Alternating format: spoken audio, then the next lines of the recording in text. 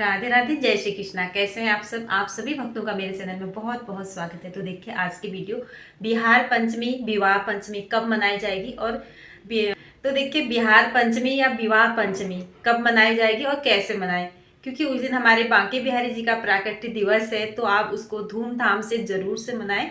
और अगर आपके घर में छोटे लड्डू गोपाल जी हैं तो उनकी कैसे सेवा करें। तो देखिए बांके बिहारी मंदिर में बांके बिहारी जी को हलवे का भोग लगाया जाता है। पहले तो 56 भोग लगाया जाता है, नहीं तो आप अपने घर में 56 भोग भी लगा सकते हैं, नहीं तो हलवा, पूड़ी, माखन, मिश्री, मिठाई इस चीज का भी आप भोग लगा सकते हैं अपने लड्डू गोपाल जी को, क्योंकि हमारे लड्डू गोपाल जी जो है वो बांके बिहारी जी का ही स्वरूप है। तो उनको बांके बिहारी जी का ही स्वरूप मान के आप उनकी पूजा सेवा करें बांके बिहारी जी के प्राकट्य उत्सव पर। तो 2024 में 6 दिसंबर को बांके बिहारी जी का प्राकट्य दिवस मनाया जाएगा, बिहार पंचमी मनाई जाएगी। उसी दिन हमारे श्री रामचंद्र और माता सीता का विवाह हुआ था। तो आप उनकी भी पूजा करें और लड्डू गोपाल जी की भी पूजा करें, और बांके बिहारी जी की पूजा तो आपको करनी ही है।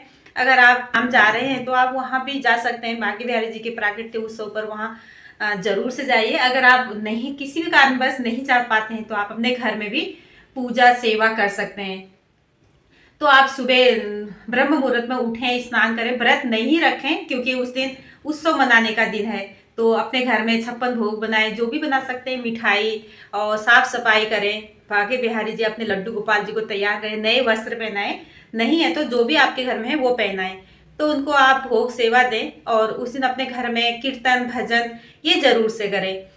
तो देखिए बाकी श्री हरिदास जी के भजनों से, उपासना से, तप से हुआ था। तो इस दिन आपको श्री हरिदास जी का भी पूजा और सेवा करनी चाहिए। अगर आपके घर में श्री हरिदास जी की मूर्ति है, फोटो है, उनको पंचमी स्नान कराएं, पूजा करें, पुष्प चढ़ाएं और भोग समर्पित करें। नहीं तो आप मानसिक पूजा भी उनकी कर सकते हैं, क्योंकि उन्हीं की फल स्वरूप बांके बिहारी जी का प्राकट्य दिवस हम मना रहे हैं।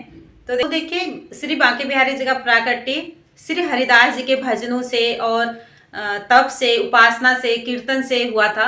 तो निधि वन में बांके बिहारी जी का प्राकट्य हुआ था। तो कोई बांके बिहारी जी की जो मूर्ति है वो कोई मूर्तिकार ने नहीं बनाई है, वो स्वयंभू है, वो स्वयं प्रकट हुए हैं। देखिए इसके पीछे एक कथा है कि बांके बिहारी जी का प्राकट्य कैसे हुआ। तो देखिए श्री हरिदास जी के भजनों से, तप से, उपासना से, कीर्तन से हमारे बांके बिहारी जी का प्राकट्य हुआ है। तो निधि वन में बांके बिहारी जी का प्राकट्य हुआ है। तो जो बांके बिहारी जी की प्रतिमा है वो कोई मूर्तिकार ने नहीं बनाई है, और ये स्वयंभू। बिहार पंचमी के दिन श्री हरिदास जी की भी पूजा उपासना जरूर से करनी चाहिए। अगर घर में मूर्ति है तो आप उनकी उपासना, पुष्प चढ़ाएं, उनको स्नान कराएं, भोग लगाएं, आरती करें, नहीं तो आप मानसिक रूप से भी उनको याद कर सकते हैं, प्रणाम कर सकते हैं। तो देखिए जब श्री हरिदास जी निधि वन में थे तो वो राधे कृष्णा को मतलब देखते थे अपने आंखों से और उनसे बातें करते थे।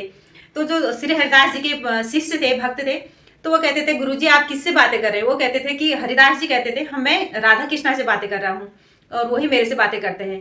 तो उनके शिष्य उनको नहीं देख पाते थे, राधा कृष्णा को, और श्री हरिदास जी उनको देखते थे, राधा कृष्णा को।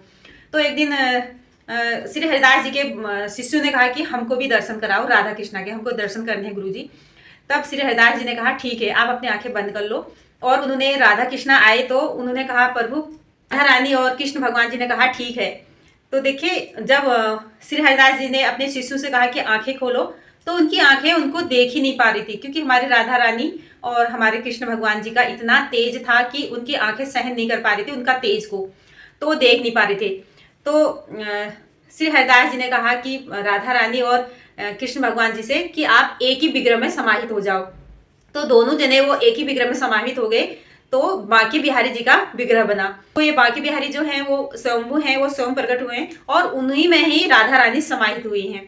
तो देखिए दोनों का विग्रह है ये, जो बांके बिहारी जी का विग्रह है वृंदावन में। तो ये कोई मूर्तिकार ने नहीं बनाई।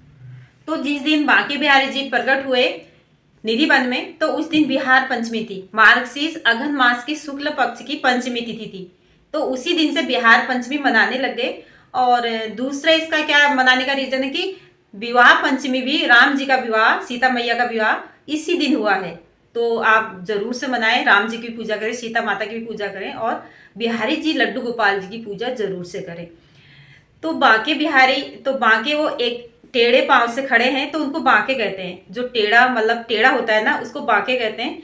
तो निधि वन में बांके बिहारी जी का प्राकट्य हुआ उस दिन मार्गशीर्ष या अगहन महीने की शुक्ल पक्ष की पंचमी तिथि थी। तो इसी दिन से बिहार पंचमी मनाने लग गए। तो इस दिन विवाह पंचमी मनाई जाती है क्योंकि उस दिन हमारी सीता माता और श्री राम जी का विवाह भी हुआ था। तो आप उस दिन राम जी सीता माता का पूजा भी कर सकते हैं, राम जी और सीता मैया की, और लड्डू गोपाल जी और बांकी बिहारी जी की आप पूजा जरूर से करें। तो राधे राधे दोस्तों, यही थी छोटी सी वीडियो पसंद आती तो लाइक करना, शेयर करना, कमेंट करना और मेरे चैनल को सब्सक्राइब करना। तो बताना आपको वीडियो कैसी लगी। तो 6 दिसंबर को आप जरूर से मनाएं विवाह पंचमी या बिहार पंचमी। राधे राधे, जय श्री कृष्णा, थैंक यू।